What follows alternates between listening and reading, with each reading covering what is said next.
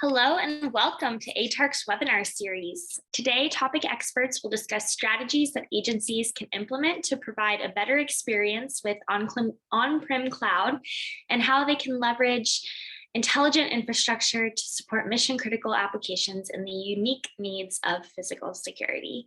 My name is Kirsten Patton, Working Group Program Manager here at ATARC, and I have the pleasure of moderating today's panel. I would like to welcome all of our attendees.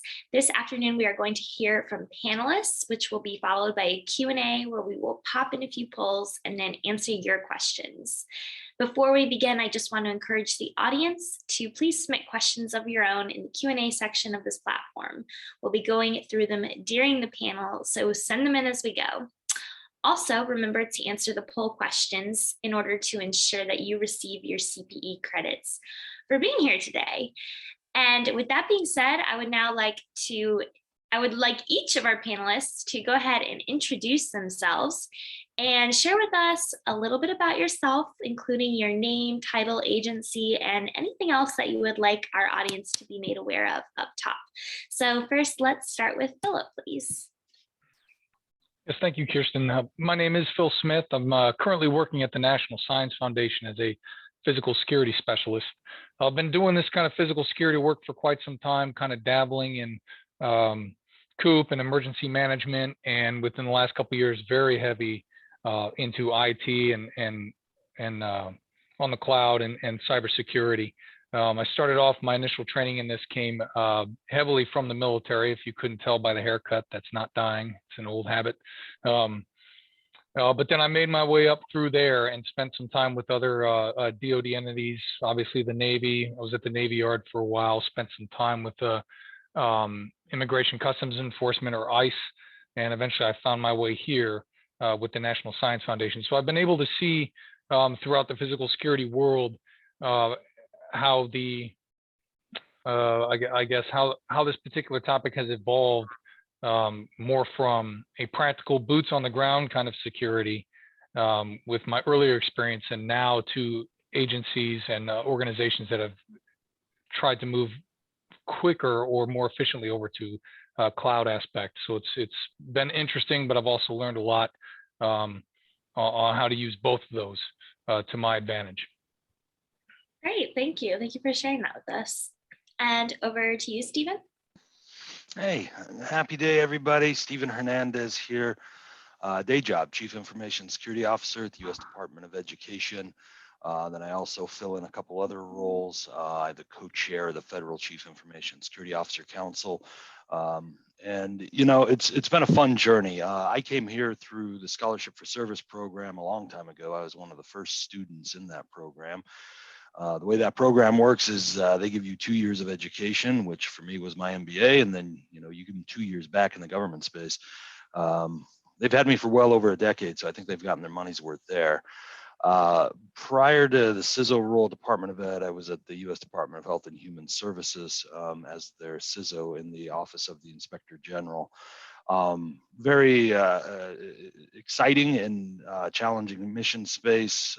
We have about 800 law enforcement agents, about 700 some odd auditors in that realm, and then a bunch of like really smart attorneys and program folks, et cetera, kind of seeing that $1 trillion portfolio that is HHS.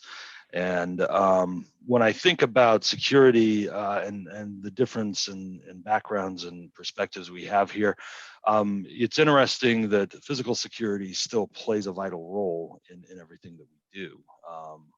Without taking away too much steam and thunder, it's one of those things where we continue to talk about how far we're abstracted from it, but at the end of the day, nobody has actually eliminated the physical security concern from the equation. So really excited to be here today. Really happy to partner with Philip on this, and I think that we're going to bring some great perspectives.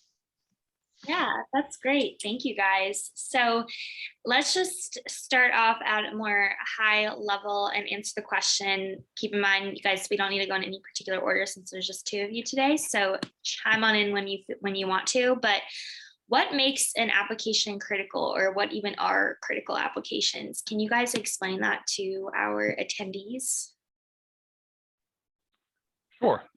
So a critical application, at least from our perspective, the way I interpret it is You really have to find out what the purpose of your, not knowing exactly the crowd, the business or the organization or the government agency, what is their purpose? How do they support, essentially, how does this application support what your purpose is? To give you an idea about the National Science Foundation, if you look up the act, it's, furthering the progress of science. Well, how do we do that? And it's a lot of payments, it's a lot of meetings, it's a lot of business meetings. So that's what the critical application is. Any of those applications that support the purpose, the mission of your organization, that is what I would consider critical. And it's one of those, if at the end of the day, if everything else goes down and you could only pick a few applications to make your business run, those are the applications that are considered critical. Great, thank you. Thank you for breaking that down. And then Stephen, was there anything you wanted to add to that? I think Phil nailed it. And, if we get into the technical jargon, we talk about the MEFs and the PEFs, and that's mission essential functions, which is effectively, these are the essential functions your organization provides. And then if you have PMEFs, those are primary essential functions, which are even higher level on the chain from a nation perspective. These are missions or services that absolutely need to take the highest priority and have the highest resilience. And I think it's very timely to note that there's also another term that's in the wind right now, which is critical software, and that's coming out of the new executive order that came out on May 12th. That is a little different. Critical software, we're really diving into, it's the SolarWinds question. What are these types of software in the environment that could potentially lead to large organizational-wide compromises? So a couple different directions there, and I think it's important people can denote between them. Mission essential or function type of applications, that is things where we're delivering services, and as a department or an agency, they need to be running. When we talk about critical software, we're talking about software that if it were to become compromised, it could have a devastating or a catastrophic effect throughout the organization. Great, thank you guys. So moving on then to physical security. Why is physical security so crucial? I think, Stephen, you mentioned it in the intro, but what are some examples of when it was or should have been prioritized so that agencies can learn from that, those issues moving forward?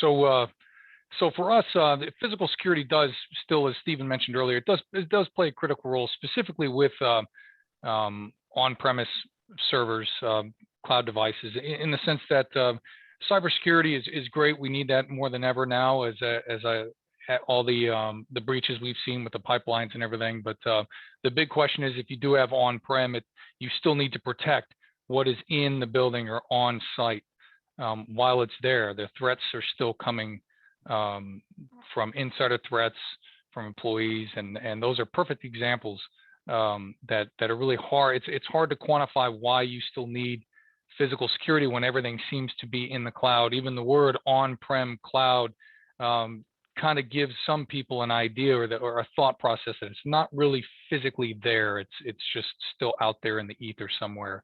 And most people, if you don't speak IT or if you're not in the security world, the acronyms, the jargon doesn't really make a whole lot of sense sometimes.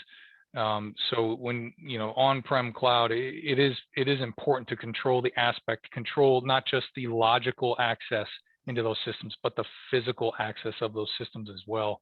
And those two things really do go hand in hand, and that's a key thing to remember. That's why physical security really does still play an important role, and not necessarily just intruders, but physical security as a whole encompasses so much more than the bad guy trying to sneak in. It really encompasses continuity of operations, continuity of government, emergency planning. That is all kind of under the security umbrella that needs to be taken into consideration. Excellent, thank you. And then Stephen, are there any specific examples you can think of as well? Yeah, I'll say that on any red team engagement, if you allow that red team to go for physical access as part of their attack methodology, the vast majority of the times I've seen them engage on those type of actions, they get access. And I think that the takeaway here is that while we've done a great job of abstracting away from the physical layer, the key is that it's still there. And as far as an attacker's perspective, it is still absolutely true that if you can get physical access to the environment, usually it's game over. Especially if I can get physical access to servers or the hardware that's hosting workloads, that's a very, very dangerous situation. And I think where we have to be cognizant, I like that Philip touched on this, is that while our workloads, maybe they're in a data center in somebody else's backyard, or it's in Amazon, or it's in Azure, wherever the case may be, in most cases, our local area networks in our own buildings and our environments are still pathways to get there. And so it's not just the data center security and what's around there, but it's also around how we've configured our networks, and how, if we allow physical access to those networks, like someone walking into a building and connecting to Wi-Fi or plugging into a network jack in a conference room, what do they get access to? And physical security is a big part of that. You allow people to be unescorted throughout your facility and let them just jack into whatever they want. If you do, that's probably a bad idea unless you have some pretty strong network controls in there. And I think what's interesting is most of even the big cloud service providers have recognized that there are some situations where we just absolutely have to have eyes on, or in some cases, for example, we need to have a data capability for storage, in particular on particular soil, be it a state, be it a facility, be it a country, for whatever legal reasons or whatnot. We still have to have that. And because of that, in many situations, we have to take into full consideration that even though we may have extended the cloud storage and processing and all of that on-prem, we still have to make sure that all the physical security controls, which are now our responsibility, are taken care of as well. Absolutely, thank you. I think that'll be a good time for us to pop up the first poll question for today. So if everyone attending could please take a moment and answer this for us. Does your agency have a business continuity or disaster recovery plan? And the options are no, yes, we are making improvements currently, or we're getting started. So we'll pause there for a minute.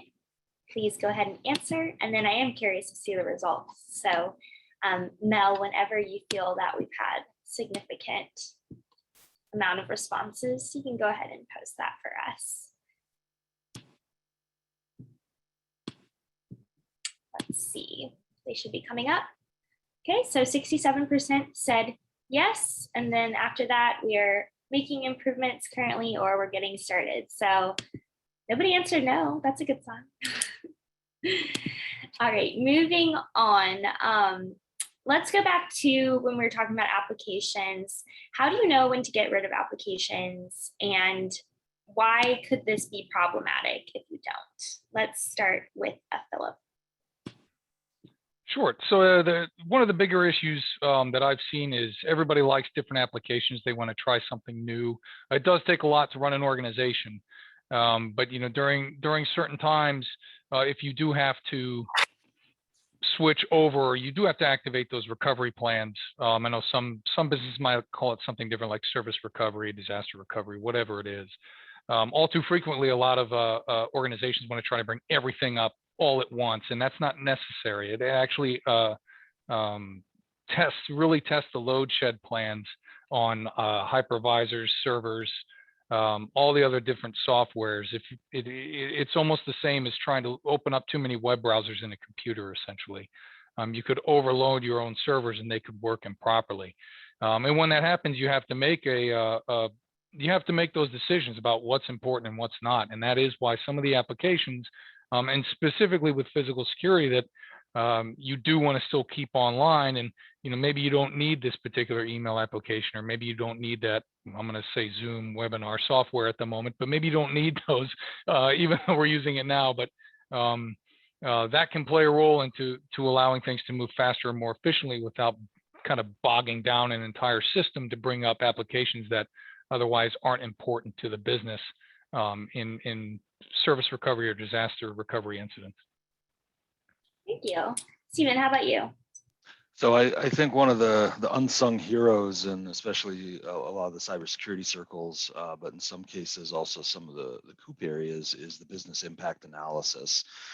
And it's interesting because it's a process that it doesn't sound like cybersecurity. It doesn't really sound like maybe necessarily either continuity of operations either, but in reality, it's the glue that brings the two together. And what a good business impact analysis shows is a couple things. One, what's our tolerances in terms of what we call recovery point objective, or RPO, which is how much stuff are we willing to lose? So think of a weather station collecting weather. How much weather can I afford to lose? The answer is zero. The RPO is zero. I can't afford to lose any. I can afford to lose a few months. Well, I got an RPO of a few months, and obviously there's cost implications. The other big area we look at is recovery time objective, which is how much availability can I afford? Sometimes these are matched closely, like the weather situation. If the system's down, we're probably not collecting information, but not always. In some cases, we might have a very time-specific process. Like, for example, at my department, we have the FAFSA submissions. There is a window where it is hot and heavy. We expect students, prospective students, to get their information into FAFSA, and we have a recovery time objective there of almost zero. We need that system operational and up. But the rest of the time of the year, we can afford a little downtime. And the business impact analysis really dives into those scenarios. And then back to what Philip's talking about, it really gives us kind of a scorecard to look at and say, I got an RPO of zero and RTO of zero, and this is a critical function in the organization. Back to Philip's comments about those crown jewels. This needs to be a high priority for us to keep up, and we know that. Other things that's like, I could be down a month because we're in this business cycle, whatever, shift those to the left. And that helps prioritize the workforce and the servers and the infrastructure to make sure that when bad things happen, we know this is the sequence of things we need to work on, instead of kind of throwing everything all at once and figuring out, hopefully, if it stays up. Great answers. Thank you both. So tying these two things back to the cloud, how does cloud protect or benefit the critical applications and physical security, or how do these things all work together? What is the main reason for it, and why should people be pushing for cloud if they haven't already? Sure. And one of the big benefits that we use for the cloud is the ability to continue to access information in the event something else goes down. Like, for instance, we I don't know if anybody can remember, it was 2 years ago, CenturyLink had a massive outage, at least on the East Coast, and we lost immediately certain things that we required some kind of internet access on. Now, luckily, with the on-prem or our cloud service, we had kind of complete control. We didn't lose everything. We just lost some menial things that didn't matter. But in terms of physical security wise, we were still able to maintain all that information even without internet access on site. And that was great for the on-prem cloud. We weren't reliant on external partners to do their part. We could all take care of it by ourselves. And ultimately, that's really what it was. It's a sense of control and self-reliance, if you will, a resiliency, which kind of goes back to what Steve said about even service recovery and the business processes, the things that we can be self-reliant or resilient on versus things we can't. And that's what a lot of the cloud provides for us. We can essentially just do it ourselves internally. Stephen, did you have anything to add to that answer?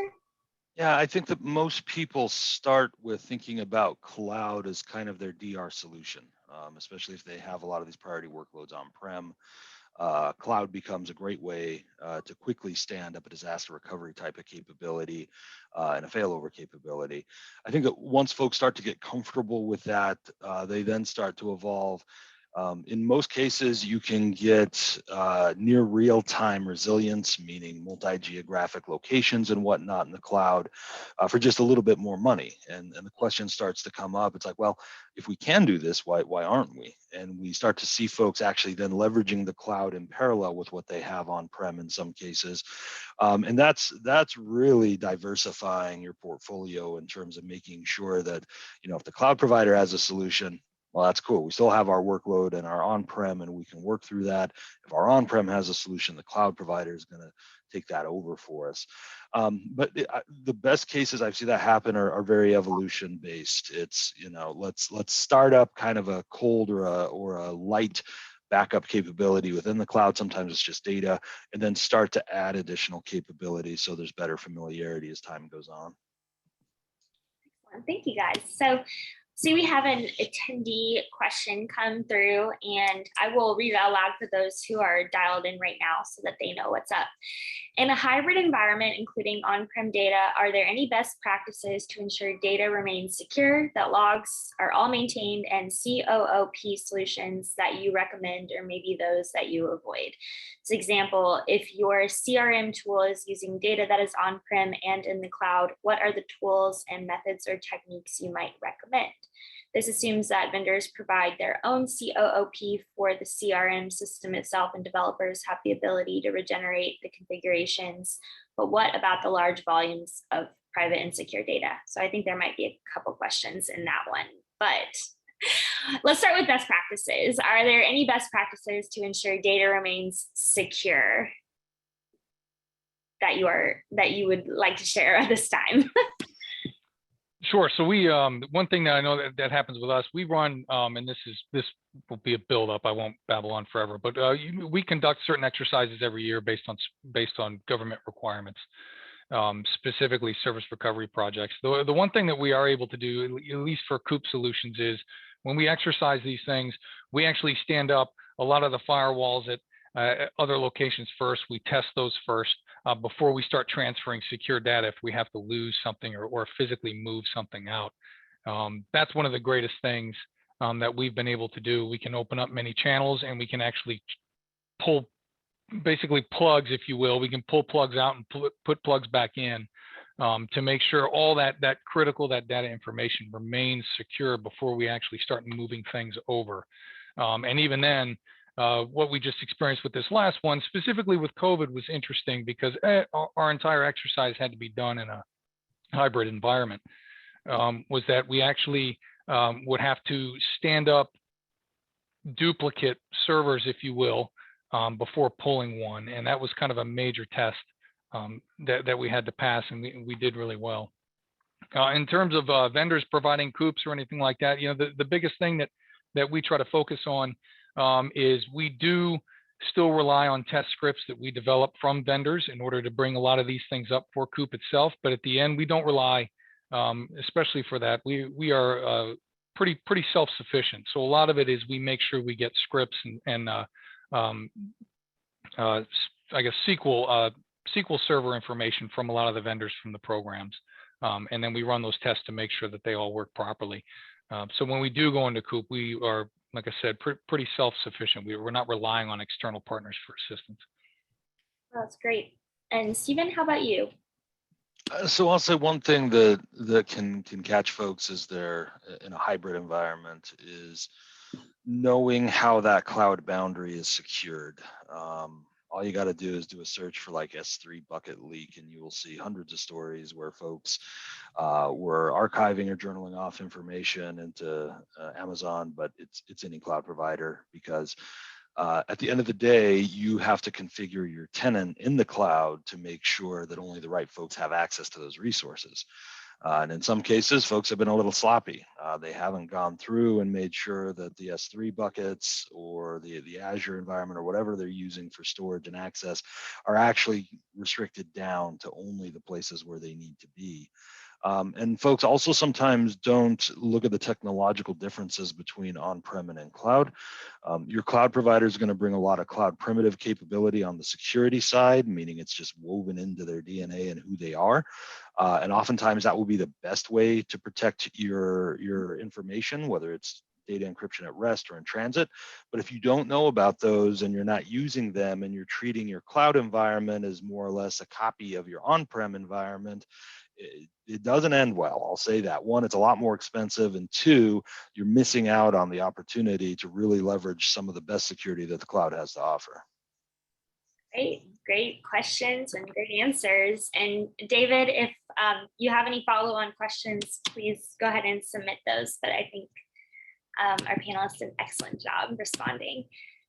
Let's go ahead and pop up poll number 2. What does your IT infrastructure currently include? And the options are hardware, software, networking components, data storage, or all of the above. So just as a reminder, if you're at home and you want to receive your CPE credits, make sure that you answer this poll question. And then whenever we have an appropriate amount of responses, Mel, we can go ahead and post the results just to go ahead and look for fun. We'll give it another minute here, or 30 seconds. Okay, all of the above. All right. Is that what it is for you guys, Stephen and Phil? Includes everything? Okay, so let's move on to our next question here. We have, how are you remaining compliant with appropriate security standards? And what standards are you guys looking at? So maybe we can start with Stephen, and then we'll go to Phil. Yeah, so the big ones right now, I'd say there's 3. Clearly, there's the Federal Information Security Modernization Act, which is law, but that gets down into the Federal Information Processing Standards and others that are incorporated, like NIST Special Publication 853. This is kind of our standard operating Bible for how we do cybersecurity in the government. The new one on the horizon, though, is definitely the Cybersecurity Executive Order. We also shortly thereafter had a executive order around supply chain, especially information communications technology supply chain. And so for us, executive orders carry the same weight as law. And so these are kind of the new laws that are on the books for us that we're definitely looking through. And when we look at it from how is it evolving the space, the executive order places a tremendous emphasis on threat sharing, on evolving supply chain, especially in the software development space, enhancing multi-factor and encryption, and then also looking at our procurement processes to make sure that as we buy things, we're getting that security woven in and built in. Is that the same for you, Philip? Yes, it is. That the FISMA, I believe it's people call it FISMA, and this, those are kind of our go-to documents. The other one that kind of help, not really piggyback, but I'm forgetting my words, that support or supplement those items too as well, specifically with on-prem cloud. And this goes back to kind of a security aspect. You're talking about at this point, like FIPS 201, financial federal identification, credentialing management, FICAM systems, things like that, vetting systems, how to vet them, protection of certificates on your PIV cards, all those things we use as support to those items that Stephen mentioned earlier.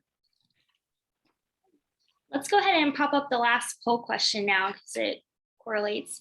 Does your agency meet appropriate security standards? Options include yes, no, or we are getting there. And we'll pop up the responses.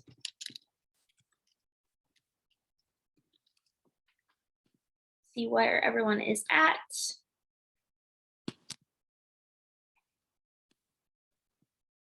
Did it already come up and I missed it? Oh, there we go.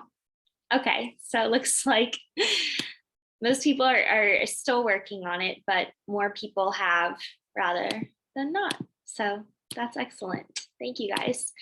Another question that we had during the prep session is, well, we talked about what the cloud can offer, right? But what are some of the drawbacks of cloud services, if there are any? What should people kind of like expect to see when it comes to the drawbacks? Either panelist, feel free to jump in first for that. Sure, I'll hop in first on this one. I think one of the big areas is around cost. There's no denying that, and I think that anybody who expects they can lift and shift into the cloud and save money, that's a dicey gamble. Maybe in some very limited spaces you can, but if you're taking exactly what you have on-prem and trying to put it into the cloud, you're probably not going to save any money.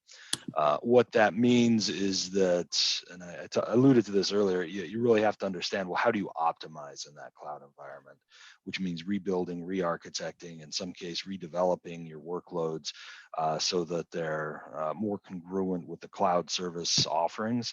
If you do that, yeah, you might be able to save money and get some better solutions. But I think that's one area. And I think the other one is just understanding the idea of data lock-in.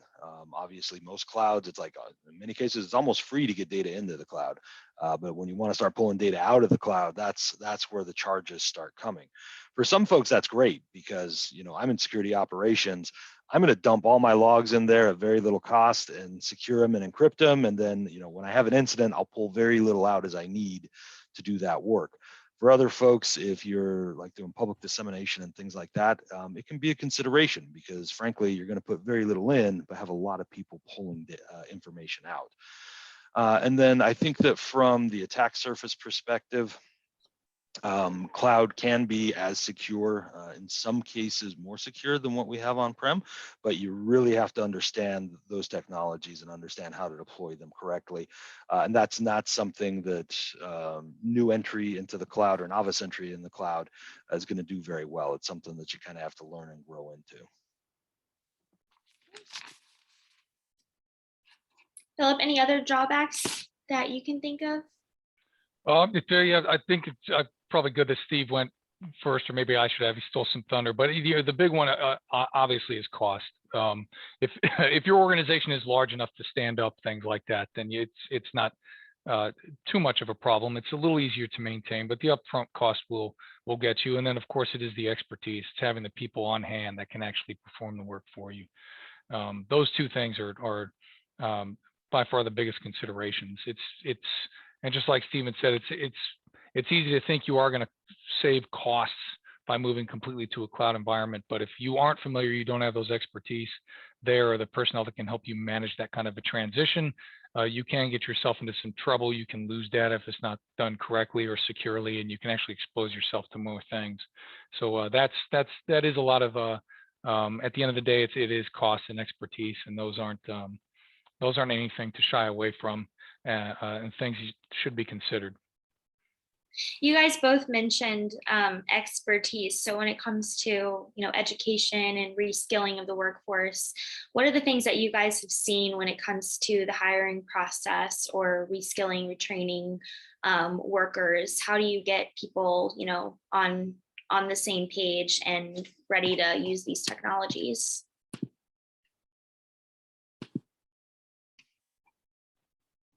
Well, I guess for our hiring process, it really is kind of grouping people. We try to compartmentalize each little group, so we're not actually hiring people that. The big disclaimer that we say is we're not looking for a master of everything. We're actually looking for some people with a jack of all trades, master of none. So it's not necessarily looking for someone that knows everything about everything. It really is honing down on specific skills or assets within those areas, so that way we can better focus them in groups or breakout teams or work groups for these events. And that's something that we've seen translate real well when we go into COOP environments, or even with COVID. It's whenever we have to stand things up during exercises, it's not 8 of the smartest people we ever have trying to stand these things up. The breakout teams can really troubleshoot issues and work together. So it's the specific areas or expertise that you have, but not a master of everything. Mm-hmm. Stephen, what about you? How would you answer that question? It's evolved greatly. Even 5-10 years ago, I think there was an emphasis on making sure we have technical skills first and foremost in cybersecurity. But now that things are moving more into the cloud, we still need the understanding and the background of the technology and those technical skills, but we're seeing increased demand for other disciplines. For example, do you understand contracts, finance, and business? Because every cloud engagement is a contractual business arrangement. Additionally, we're looking at things like, do you have data skills? And, because many of our cloud providers will give us lots and lots of data. In fact, some of us are awash in data. The question is, can we make sense of that data? folks have basic understanding of statistics and the ability to separate an anomaly from normal traffic. These are things that we're looking at in our business skills. And frankly, the folks we're hiring. So the technical skills are certainly still there, but frankly, what we're looking for has grown to include skill sets in addition to. Great, thank you. And then I feel like another big question people are, wondering is obviously, COVID-19 changed the way that we did a lot of work, and we've had lots of webinars on that. But what about moving forward, the future of it, as it relates to the cloud and the work that you guys do? Has anyone from, the agencies made any decisions about work from home, attending events like ATARC events moving forward, or any insights you could share about that? It's interesting this year, not to focus completely on COVID, but we're actually one of the big focuses now is really kind of transitioning to a more of a hybrid environment. That has been big, and a lot of lessons learned came out of this last year and a half of the importance of that for us. That is probably something that we see leaning more heavily towards, which would require bringing in new individuals with the expertise that can support that item. But that's also a restructuring of, maybe we don't need a retooling like Stephen mentioned earlier, really taking a hard look at that business process. Maybe we don't necessarily need all the applications on-prem. Maybe we can put them permanently in the cloud.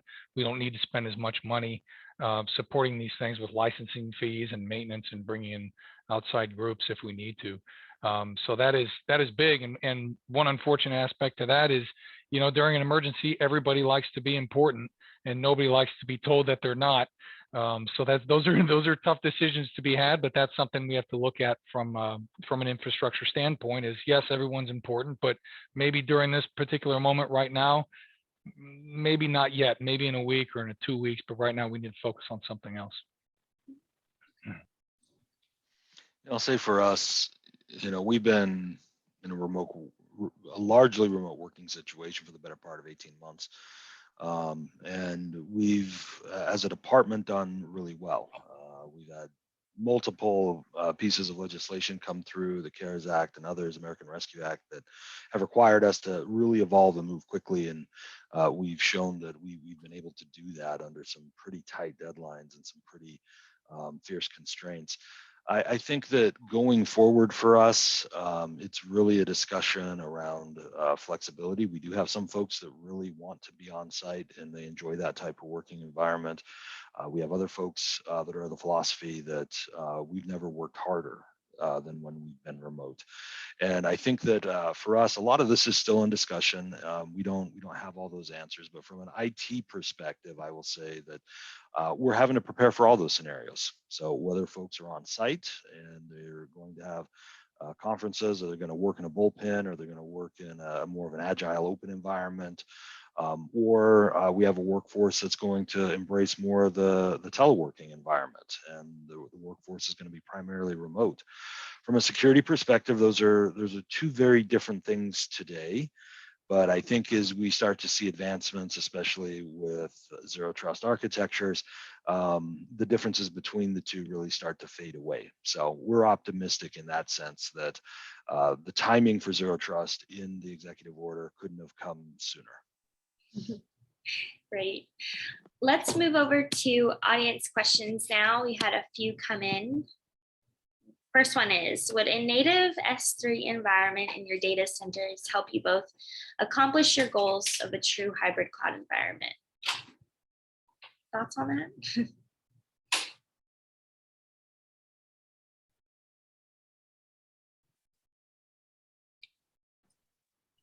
So I can go first on this one. For us right now, pretty much all of our S3 loads are actually in AWS Cloud proper. And for us in this job, we don't really have any geographic or soil-based needs that can't be met in the AWS Cloud proper.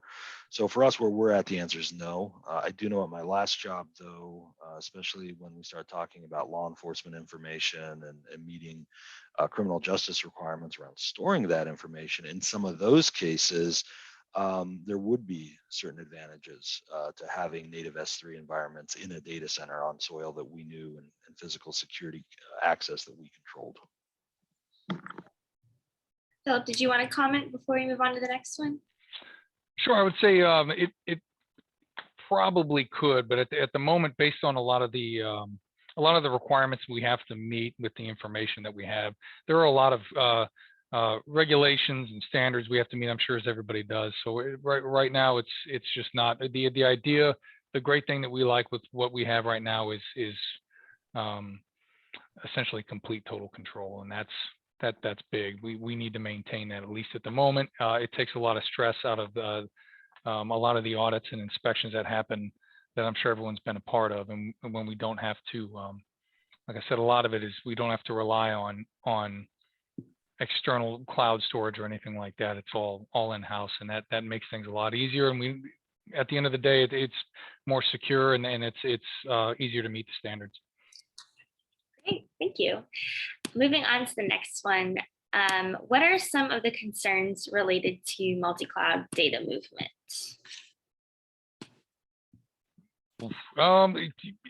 Some of the issues that we have obviously is one, you have to kind of find the right you have to find the right cloud service. You have to find the right company that fits your needs.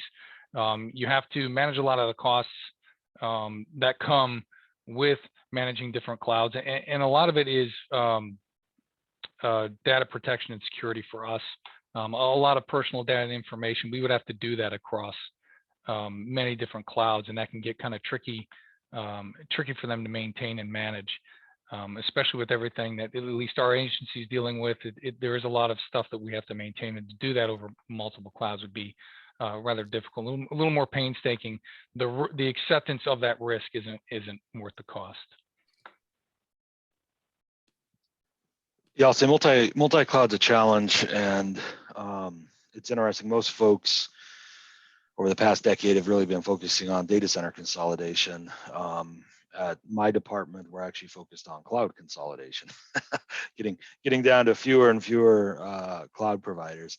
And I think that part of it is how we procure things, and part of how organizations choose to make service available, especially from a centralized function like a CIO function or whatnot. If an organization doesn't have basically a department or an organization-wide cloud service offering, where in a contract you can say, I want these outcomes and you're going to develop in my chosen environment, what happens is you get vendors coming back for, I need a solution that produces automobiles on every 5 minutes, and I needed something that tracks that. And cloud provider one will say, well, I'm going to use Amazon. Another one will say, I'm going to use Azure. Another one will say, I'll use Google. And the problem is, unless you've specified no development in the government's environment, which might be any of those or a combination of them, you'll pick one, and then here's yet another cloud service provider in your portfolio. And then in the worst case, you'll get multiples of the same cloud service provider in your portfolio. And so I think that when we start talking about multi-cloud and how we make sure that multi-cloud is optimized, because there's a lot of good reasons to have more than one cloud provider, we really have to talk about that from an enterprise architecture perspective, and then also the procurement perspective, how we buy things, and those two have to be closely knit. Basically saying first right of refusal is you stand it up in our cloud environments that we already have. And then if you're not, tell us what you're going to use, but that will probably factor in on how successful you're going to be in winning the competition.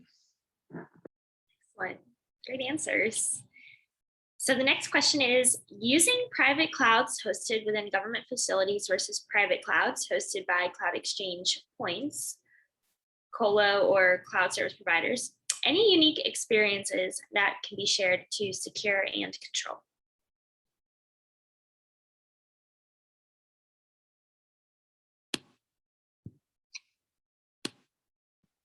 So I can go first on that one. There's a variety of ways you can look at how you control access to your cloud environments. And if you're thinking more along the lines of the zero trust, you're looking at capabilities like SASE and which is Secure Access Service Edge. It's a Gartner term. And you might also be looking at maybe just directly connecting with your cloud provider, which from a federal government perspective, that's problematic because of a program called Trusted Internet Connections. But there's ways that you can do that through colos. For example, many data center colo providers these days provide the option to run fiber between your cage and your CSP, especially if it's one of the big CSPs. Some of the advantages to doing that is you can span, you can tap, you can get physical access to the traffic if you need it. And then if you need to build out a security stack to understand what's happening around back and forth, you can do that. If you need that cloud provider to route out through your MTIPs or your access to the internet, you can have that there as well. So it can afford a lot of flexibility in how you're leveraging those cloud providers, because once you configure that way, you shut off all external access to the cloud tenant. The only way in and out of your tenant is through your colo and through your security stack, if that's how you want to do it. There is some latency and some performance you have to take into consideration there. But depending on where you're at in terms of moving towards a zero trust architecture, it's absolutely a viable and a good way to get security in front of your cloud service providers. So did you want to add anything to that question? No. Stephen kind of crushed that one.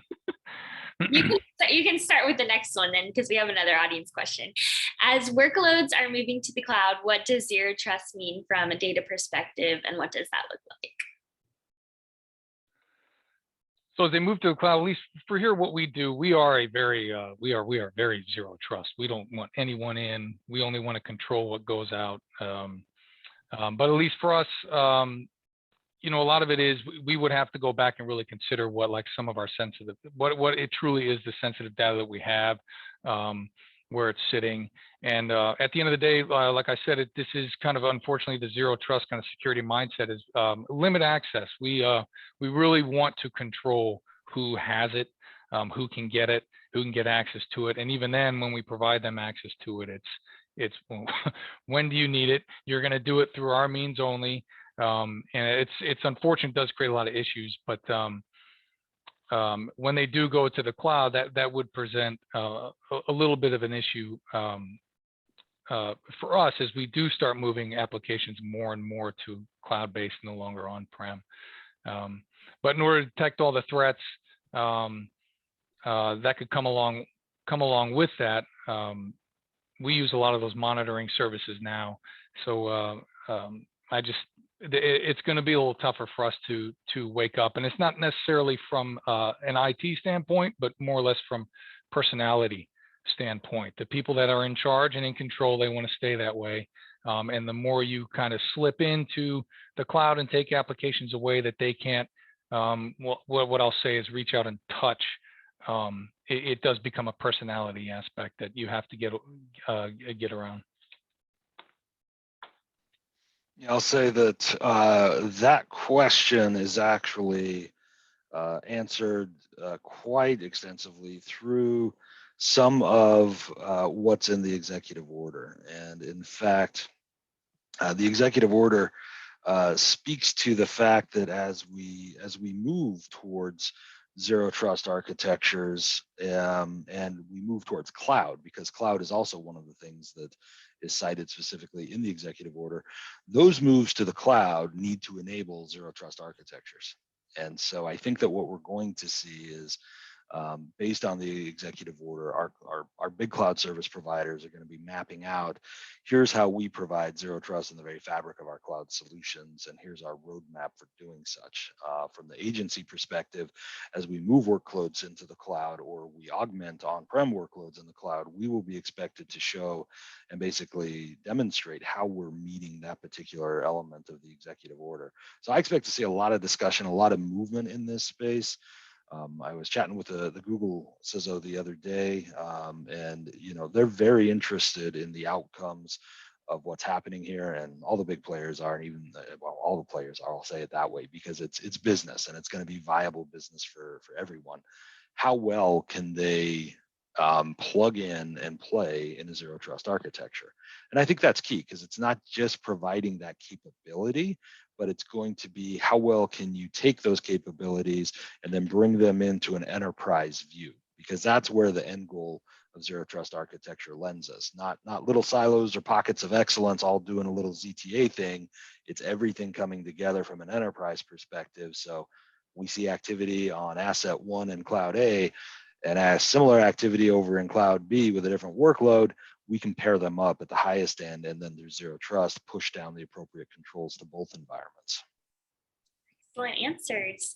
We have one more audience question that came through email. As a reminder to those attending, if you have any questions, send them in now since we're coming up to time, but let's go ahead and answer this one. What's the preferred application strategy and or migration pattern? And then they said, think the 5 R's: relocate, repurchase, re-architect, rehost, replatform. How would you like to answer that?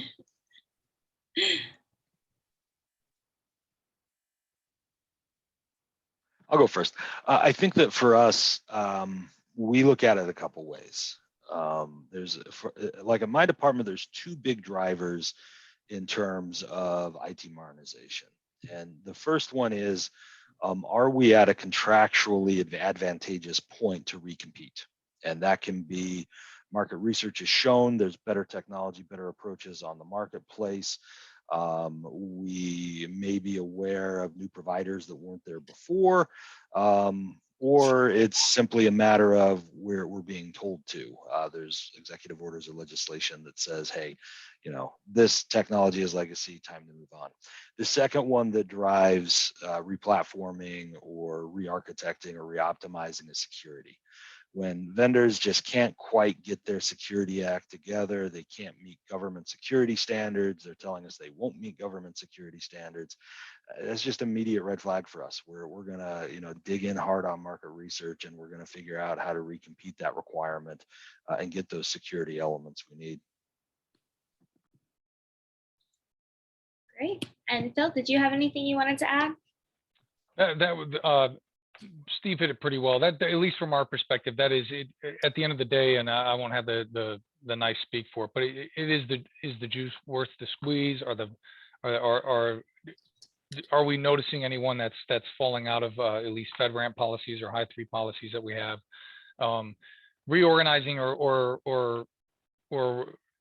redoing the architect, just there's no need. If there's no need for it, if we're meeting the policies, meeting the guidelines, even with new things, something like Steve mentioned, if it's falling out or the company is no longer there, not qualified to be part or meeting the policies within any of the NIST or the FedRAMP, then that would be something we would have to address at the moment. But once it's there, it's really difficult to find someone that you can trust, and you can get all the vetting through in order to bring those processes in.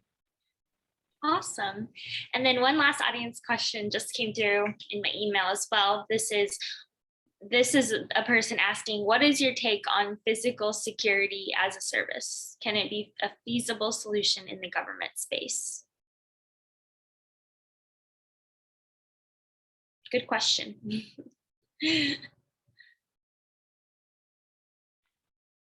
So physical security as a, can it be feasible solution in the government space? Yes, I would say it can. I don't have any necessarily issues with it. We actually already apply some of that now to a certain extent. The biggest issues is as long as we can maintain a certain amount of I don't want to say memory, that sounds wrong. Resiliency on the system within our architecture, then that works. We like I said, we use it now. I think it's feasible now. We are in a government space, and we really have no issues with it. It actually provides an alternate level of control that we can use to physically protect a lot of our systems and our databases. That provides us a lot more flexibility, especially now. Yeah, and I'd say, I think it could be there. In some ways, we already have it, as Philip noted. I mean, we have Federal Protective Services and a few other folks that function as this in a certain way. on the federal landscape. I think that there's lots of folks out there that offer the Gates, Guns, Guards, and Dogs approach to physical security. But when it comes to data center security and all the things that are part of that, which is certainly a lot more than that, because we're also talking about HVAC and entry control and logging and all these fun things. I think that there could be an opportunity for that as a service. I think that its success would depend on how well does it map to NIST. And I think one of the hard parts is there's always going to be this like construction aspect of it, and there's a lot of work that's going to be involved in providing that as a service. And so I think that if folks can get through the hardware and the facilities portion of it, that it could be a great service. But I haven't seen anything like it at this time on the market. Okay, awesome.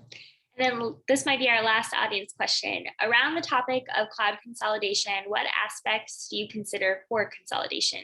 Is it more around a singular vendor for the ease of working with one entity too, or is it around new cutting edge technologies and consolidate away from legacy systems?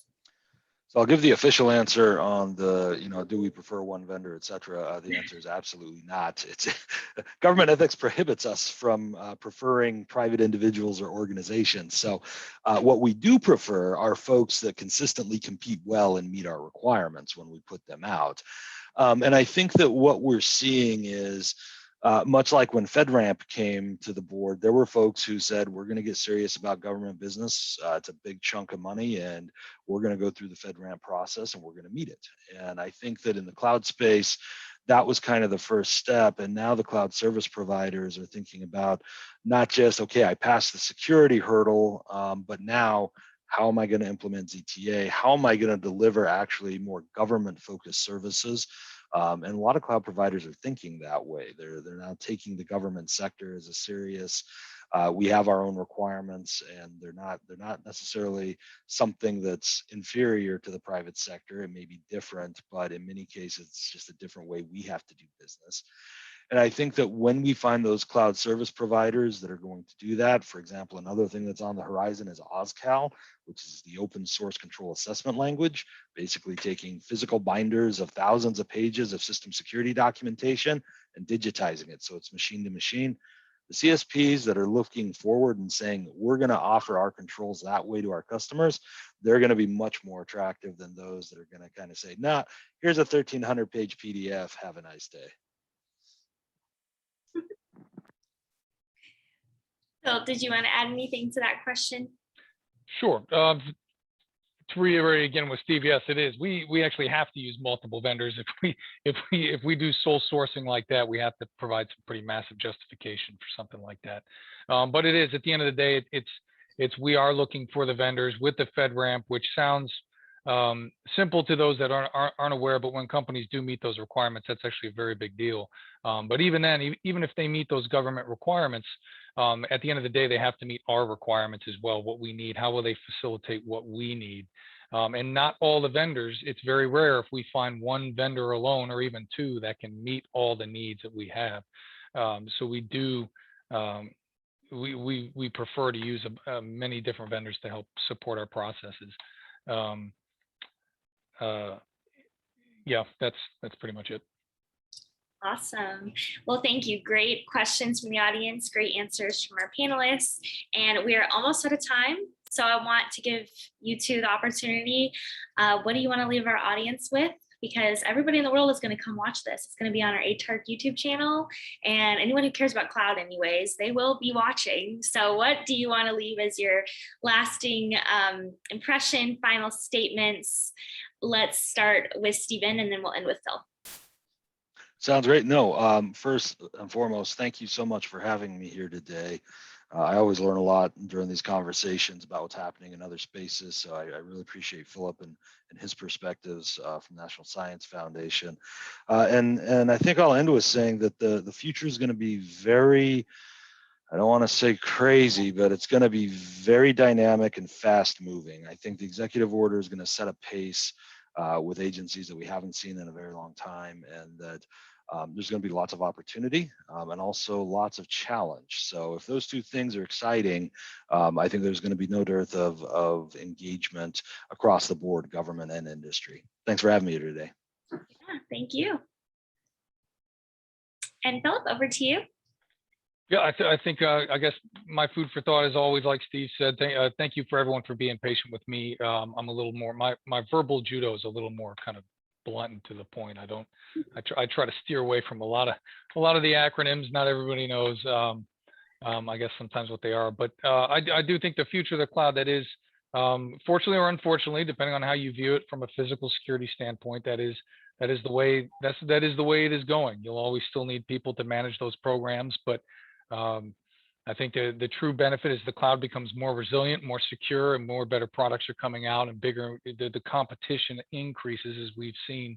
That is the way it's going, and it is important not to resist that change, because at the end of the day, it's all about cost, unfortunately, and securing these networks. And if you can't stay ahead of this, if you can't adjust your systems to that, it'll just become more costly as time goes on. So this is something that when you think physical security, you kind of put yourself in a box, and other people put you in a box as well. So it is important that if you have teams out there that aren't really familiar with it, it is important to get out there and learn a lot of this information and submit for a lot of these classes.